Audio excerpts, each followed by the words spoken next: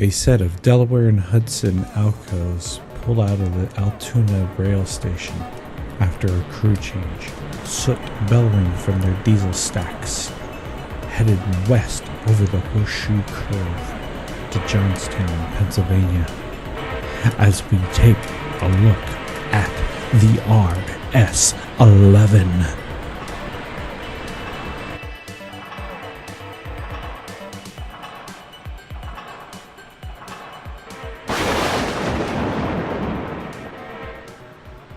Welcome to the Engineer's Cab. This series is devoted to looking at the reskins and mods for Train Simulator 2016. As previously narrated, two of these Alcos that are pulling out in front of you are from the Delaware and Hudson Railroad. Only 15 engines were delivered to them during the production from 1956 to June 1961. Alco produced nearly 425 of these RS11s with 1,800 horsepower and 64,325 tractive effort. The RS11 was Alco's answer to the EMD's very successful GP9. The turbocharged RS11 accelerated faster, had higher tractive effort rating, and typically used less fuel than the competition. It was also quite versatile and could be found in heavy haul freight as well as passenger service. As we look over this mod inside the cab, there are many switches that can be used and levers signified by their tags that pop up once you hover over them. However, it seems to me as they are very cramped and tight in this position and leveraged in one place. However, the model matches exactly what the RS11 looked like on the inside new. This engine also supports dynamic braking, which can be very useful in a downgrade situation with a heavy haul of load behind you. Note, however, the controls are difficult to get to, and you will have to look away from the front of the train to use them inside the cab. Also, pay attention to the soot coming out the diesel stacks as they go off to the right. This is a commonality for this engine DLC and its mods, so be aware of it when you match it up with any other diesel when you make your power set for your train. And as we look at these two skins, you can see that the Delaware, Hudson, and Penn Centrals are done quite well.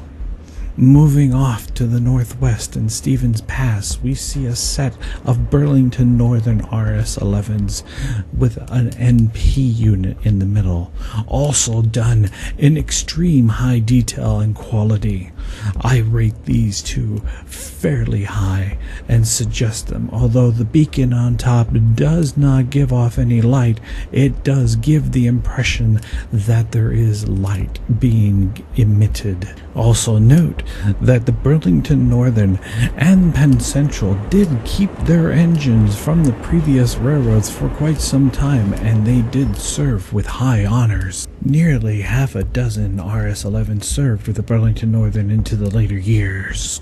As we transition to Cheyenne, Wyoming, and its passenger rail station, a set of RS11s sporting the Missouri Pacific paint schemes pull out of the station after a crew change headed west to Laramie, Wyoming. The Missouri Pacific had 12 Alcos delivered to them, but also picked up additional Alcos from other railroads and later merged with the Union Pacific in 1997 after a long, arduous court battle. Here we see them sporting 3 different paint schemes of the time period. The one that's similar to Union Pacific and the typical Mopac blue with the eagle.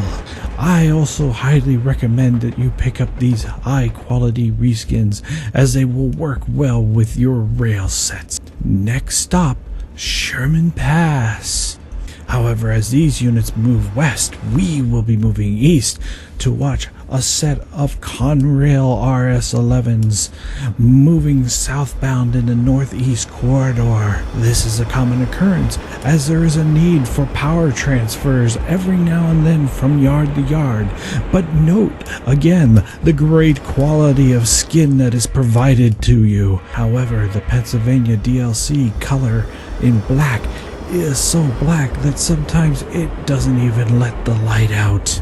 Making the transition to the central Vermont area, we find a short line, the Central Vermont Railroad, that has two RS11s sitting on the sidelines waiting for orders. However, this skin is highly recommended.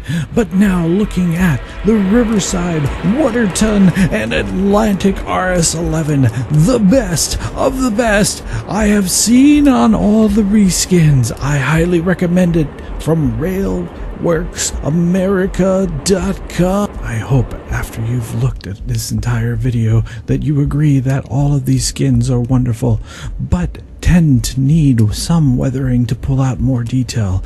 The top three being the Conrail, the Central Vermont, the Burlington Northern, and of course number one being the Riverside, Waterton, and Atlantic. This engine also had the best reflective shine that I have ever seen. I hope you enjoyed this edition of the Engineer's Cab.